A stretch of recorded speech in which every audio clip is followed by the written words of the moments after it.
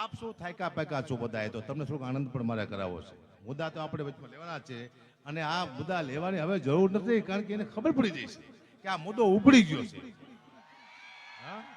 વાત તો જ્યાં તમારે પહોંચાડવાની જ્યાં વાત પહોંચી જાય છે, આજની નહીં 2-4 દી પહેલાની ખબર પડી જાય છે કે આ વખતનું આંદોલન અદ્ભુત છે.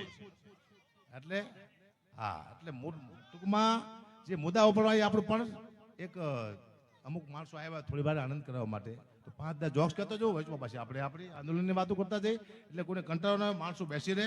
વાહ પડોશી કે જાઓ, વાહ.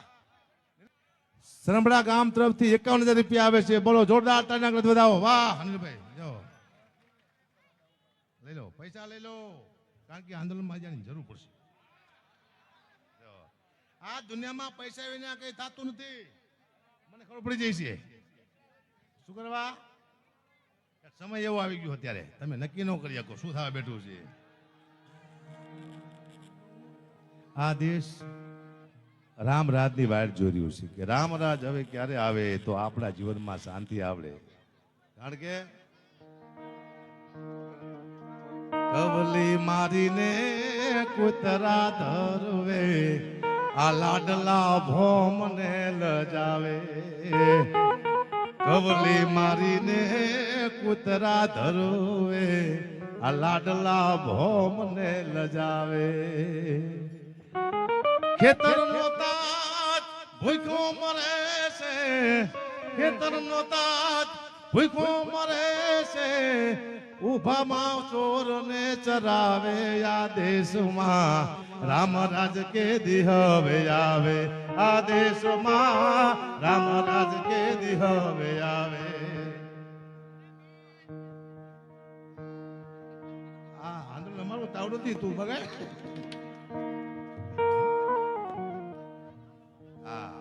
આજનો એક મેન પ્રસંગ તમને કહું, મને બહુ જાણવા મળ્યું.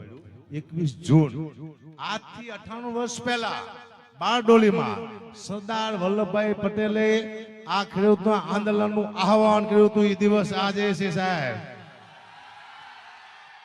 સરદાર પટેલ હોત તો દુનિયામાં કોઈ તકલીફ પડે જ નહીં. સરદાર વલ્લભભાઈ જેવો પટેલ લોખંડી પુરુષ ઈ જો અત્યારે હાલમાં હોત અથવા એના વિચારથી આપણે હાલતા હોત તો કોઈ દી વાંધો આવે, કારણ કે એવો પુરુષ હવે ક્યાંય થાય છે નહીં. વિચાર કરો, માત્ર ને માત્ર દેશ માટે જીવવા માટે કોઈ આવ્યો હોય તો એક સરદાર વલ્લભભાઈ પટેલ. માત્ર ને માત્ર દેશ માટે, કોઈ એક સમાજ માટે નહીં, દેશ માટે પોતાના બલિદાન દઈ દેવા, પોતાનો ત્યાગ કરી દેવો. અને એનો મુદ્દો 98 વર્ષ પહેલા સરદાર પટેલે ઉપાડ્યો હતો. એને આજ 98 વર્ષ થયા સાહેબ. વાહ, બહુ યાદી અપાઈ સારી. જાઓ, અમારા કવિ દાદની આ કવિતા છે સાહેબ. મેં તો પહેલી વાર હાથમાં મને એમ થયું આ લાગુ પડતી કવિતા છે આ યાદ હાલ માટે તમને બહુ. અને કયા કડા વાળી આ યોજના હવામાં બંગલા બનાવે. અને કયા કડા વાળી આ યોજના હવામાં બંગલા બનાવે. સપના લાગે સુવાડા, સુતેલા સપના લાગે સુવાડા, ઉઠીને આહુડા પડાવે. આ દેશમાં રામરાજ કે દી હવે આવે, આ દેશમાં રામરાજ કે દી હવે આવે.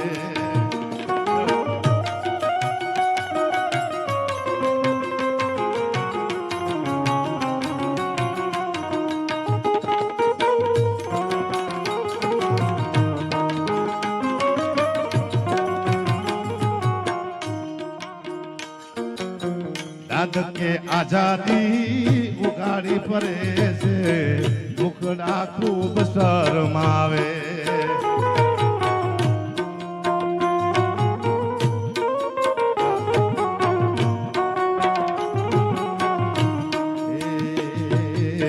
દાદ કે આઝાદી ઉગાડી ફરે છે, શરમે મુખડા છુપાવે. જાજા ધણીની ધણિયાણીને, જાજા ધણીની ધણિયાણીને કોણ હવે કપડા પહેરાવે.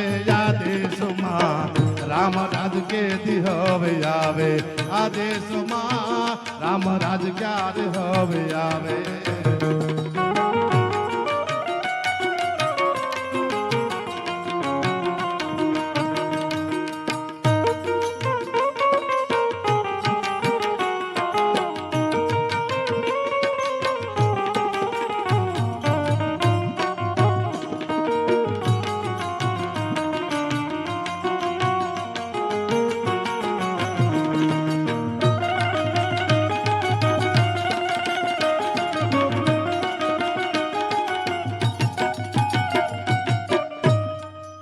કૂતરા મારી કવલી મારી ને કૂતરા ધરવે. હજી ગાવાનું છે આપણે વેચમાં.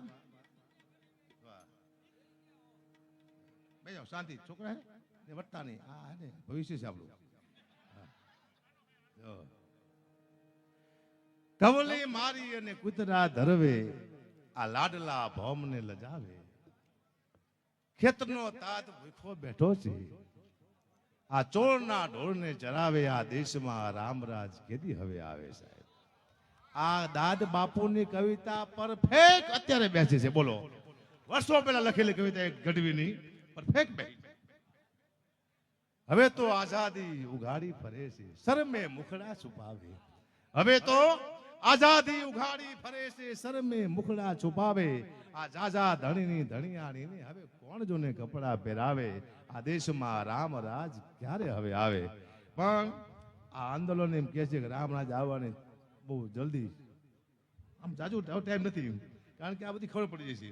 અને મને આનંદ એ વાતનો છે કે આપ સૌ જે આ બહુ ભીડ છે, આ જેવી તેવી નાની અમથી પબ્લિક નથી. આ ઓર્ડરથી આ ખેડૂત છે, અને ખેડૂત ભેગા થાય તારે ખબર પડે કે કોને દુનિયાનો તાત કહેવા. દુનિયાનો તાત નહીં, આ દુનિયાનો બાપ છે ખેડૂત સાહેબ. હા, ધારે તો તમને રોડ માથે લાવી દે, ધારે તો તમને આસમાનની બુલંદી માથે બેહાડી દે. એ તાકાત છે આ ખેડૂતમાં. અને એ ખેડૂત માટે થઈ આજે અહીંયા કલાકારો નયાબેન પટેલ છે, અમદાવાદથી પધાર્યા છે. આપણે તાળીના ગળાથી વધાવી ભરત મહારાજે અદભુત રચના આપણને સંભળાવી, ગીતો સંભળાવ્યા દેશભક્તિના. પ્રકાશજી જાદવ બહુ એવા સારા લોક સાહિત્યકાર છે, મારા મિત્ર છે. અને હું જ્યારે કહું ત્યારે પ્રોગ્રામમાં, અને પાછા એ પૈસા તો લેતા નથી, અહીંયા નહીં ક્યાંય નથી લેતા. હા, અમારા મિલનભાઈ કાકડિયા બહુ પટેલ સમાજનું ગૌરવ, સારા એવા કલાકાર છે. એની આપણે પણ સાંભળવાના છે અત્યારે. માહીબેન પટેલ નાની એવી દીકરી છે, બહુ સારું ગાય છે. એમને આપણે સાંભળવાનું. પણ થોડી વાર હું મારું બીજો રાઉન્ડ લેવાનું, પણ થોડા 2-3 જોક્સ કે એનું કહાણી છે. હું એક એવી સારી કવિતાની શરૂઆત કરું છું જે આપ સૌને અત્યારે લાગુ પડે છે, બધાને લાગુ પડતી કવિતા છે. આ કવિતામાં કોઈ સારો એવો કલાકાર હોય તો 2 કલાકનું સાહિત્ય કરે, પણ હું હાસ્યની વાતો કરું, કારણ કે થોડાક તમને આનંદ પણ કરાવી દઉં. જાઓ 17,500 દલિત સમાજ જેતપર જોરદાર તાળી વધાવો. વાહ દલિત સમાજ. હજી છે 8,600 પડ્યો હતો કલેક્ટર નો. 80,600 લક્ષ્મીનગર વાળા, લક્ષ્મીનગર ગામ સમક્ષ જોરદાર તાળી વધાવો. 80,600. હા, હું ભણ્યો નથી, કલાકાર નો હોત કલેક્ટર હોત સાહેબ. પણ આ ધંધો બહુ મજાનો છે સાહેબ. હું જે તમે કવિતા સંભળાવવા જઈ રહ્યો છું, મેં ઘણી જગ્યાએ ગાય છે કવિતા. હર એક વ્યક્તિને લાગુ પડતી કવિતા છે. મહાભારતના યુદ્ધનું મેદાન, કૃષ્ણ પરમાત્મા અર્જુનને સમજાવે છે કે આ જીવન શું છે. અને બહુ સાંભળે કવિતા. શું કે કૃષ્ણ પરમાત્મા કે ગોવિંદ ગીતાજી સંભળાવે અર્જુન.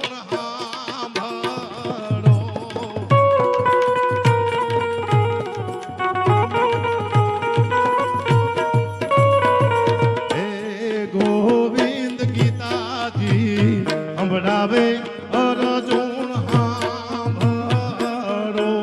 જીવન યુદ્ધ ઘણું છે આ મેદાન, સમજાવું વિરાટને શાન.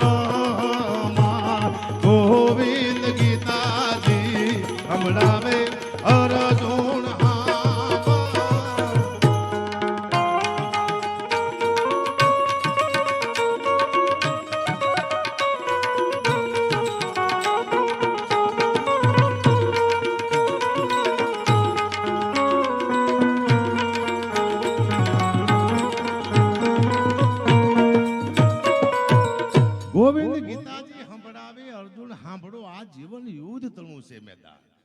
આ દુનિયામાં અત્યારે તમે પાણીપતના મેદાનમાં યુદ્ધ કરો અને 50,000 રૂપિયા ઘરે લાવો, બે હરખું થઈ ગયું છે.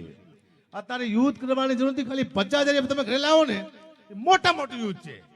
કારણ કે આ દુનિયામાં સૌથી કોઈ દુઃખી હોય તો એક પુરુષ દુઃખી છે. આનો મને અનુભવ છે, તમને જોઈને અને હું પણ અનુભવ કરું છું. જાઓ જાઓ, પધારો પધારો, જાઓ. આ દુનિયામાં સૌથી કોઈ દુઃખી હોય તો પુરુષ. એનું કહાની તમને કહું. આખો દિવસ પતિ કામ કરે છે, આખો દિવસ પોતાની પત્નીને ખબર નથી ને માટલે કેટલું દેણું છે, કોઈને ગાય દીધી છે, કોઈને માર્યું છે, કોઈને વ્યાજમાં પૈસા માંગતું છે, પત્નીને ખબર નથી. જેવો પતિ કામેથી ધંધેથી ઘરે આવે સીધી પત્ની રાયડું પાડે છે, એ ગેસના બાટલા વહી ગયા છે, છોકરાની ફી ભરવાની છે, મામાના ઘરે જવાનું છે, શોપિંગ કરવાની છે. પતિનો મગજ ગાંડો થઈ જાય છે. હું બધી પત્નીને કહું છું, પતિ ઘરે આવે સીધી રાયડું નહીં પાડવાની.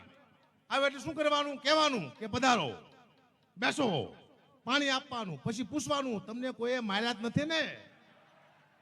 કે ના, તો ખાંડ લાવવાની છે મારા કલેજા. રહી જાય છે પતિ, આટલું કહેવાનું છે. જાઓ બધા બધા. આ બધો થાકી ગયા છે. આ હું કૃષ્ણ ભગવાન કે છે જીવન વિશે આગળ શું કીધું સાંભળો. જે કવિતા છે કે આયા લડાયો ચાલે છે કામ ને ક્રોધ ને.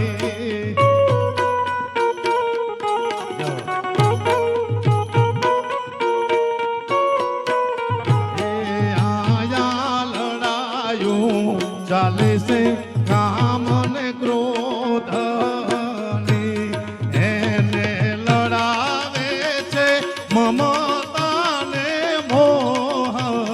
સમજાવું ધીરા તને જાનમાં, ગોવિંદ ગીતાજી સંભળાવે અર્જુન.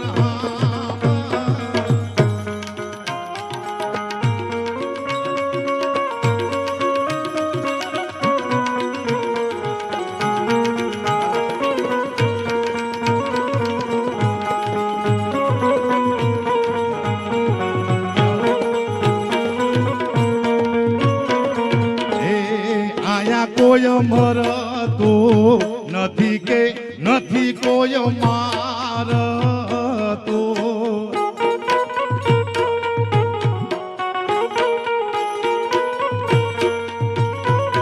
એ આયા કોઈ મરતો નથી કે નથી કોઈ મારતો.